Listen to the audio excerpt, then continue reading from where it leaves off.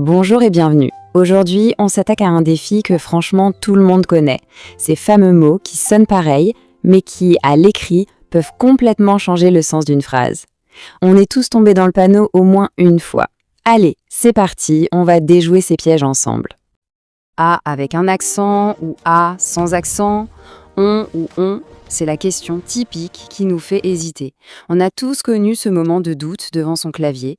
Eh bien, cette confusion, si fréquente, elle a une explication.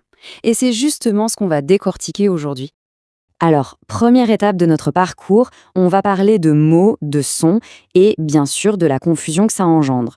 Pour bien comprendre comment éviter les erreurs, il faut d'abord comprendre d'où vient le problème. C'est une petite plongée au cœur d'un des grands défis de la langue française. C'est une frustration que tout le monde partage, non? On croit avoir écrit la phrase parfaite et puis à la relecture, hop, on trouve une petite faute d'inattention. Mais en réalité, cette expérience, ce n'est pas du tout un signe de faiblesse. C'est juste la preuve qu'on se heurte à une des particularités les plus intéressantes de notre langue. On passe à la deuxième section. Maintenant, on va mettre un nom sur ce fameux problème. Parce que vous savez, pour maîtriser quelque chose, il faut déjà savoir comment ça s'appelle. En donnant un nom à ce phénomène, on commence déjà à prendre le dessus. Commençons par le commencement avec la grande famille des homonymes.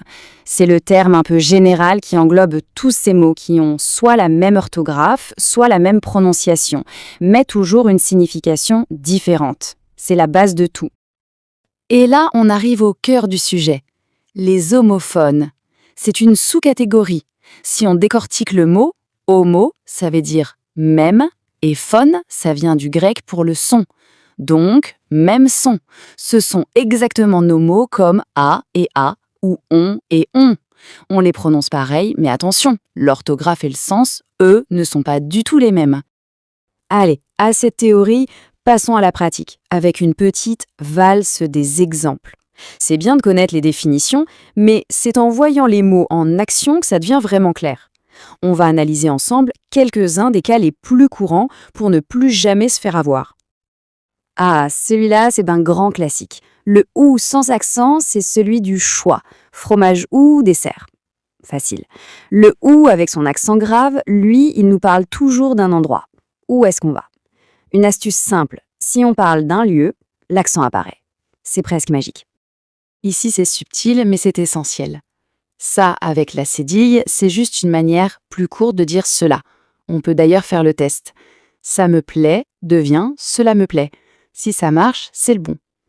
Par contre, ça, c'est pour la possession. C'est sa voiture, la voiture qui lui appartient. Et voilà une autre paire qui nous pose souvent problème. Pour c'est, l'astuce est toute simple aussi. On peut le remplacer par cela est. Par exemple, c'est une bonne idée peut devenir cela est une bonne idée. Ça fonctionne. Quant à c'est, il est toujours avec un verbe et il montre que le sujet fait l'action sur lui-même. Elle s'est préparée. Et là, attention, on atteint le niveau expert de la complexité. Le son, sent. Il peut s'écrire de 6 façons différentes avec des sens qui n'ont mais alors absolument rien à voir les uns avec les autres. De sang, qui exprime le manque, au chiffre 100, en passant par le sang qui coule dans les veines, c'est une preuve incroyable de la richesse mais aussi des petits pièges de la langue française. Pile au moment où on pense avoir tout compris sur les homophones, la langue française nous sort de son chapeau un cousin un peu différent. Un mot qui, cette fois, ne joue pas sur le son, mais sur l'écriture. Et voici les homographes. Homo pour même et graphe pour écriture, donc même écriture. La grande différence, c'est que même si les lettres sont identiques, la prononciation peut changer et le sens, lui, est toujours différent. Prenons un exemple parfait. Le mot « couvent ». L'orthographe est la même, d'accord? Mais on va dire « les poules couvent leurs œufs » avec un son bien ouvert pour le verbe, et on parlera d'un couvent de religieuses avec un son beaucoup plus fermé pour le nom. Même écriture, deux prononciations, deux univers complètement différents. Et pour corser un peu le tout, il y a des mots qui sont de vrais cumulars. Ils sont à la fois homophones et homographes. Ça veut dire quoi? Eh bien, ça veut dire qu'ils s'écrivent et se prononcent exactement de la même manière, mais leur sens est totalement différent. Le mot verre est l'exemple parfait pour ça. Qu'on parle d'un verre d'eau, le récipient, ou du verre d'une fenêtre, le matériau, L'orthographe et la prononciation sont absolument identiques. C'est uniquement le contexte de la phrase qui nous permet de savoir de quoi on parle. C'est ça, la magie des mots. On arrive au mot de la fin. On a exploré les homophones, on a fait la connaissance des homographes. Il est temps de rassembler tout ça dans une petite synthèse bien claire pour être sûr que ces concepts restent bien en tête. Voilà le résumé qui clarifie tout. Regardons ce tableau. Pour l'homophone, la prononciation est identique, mais l'orthographe est différente.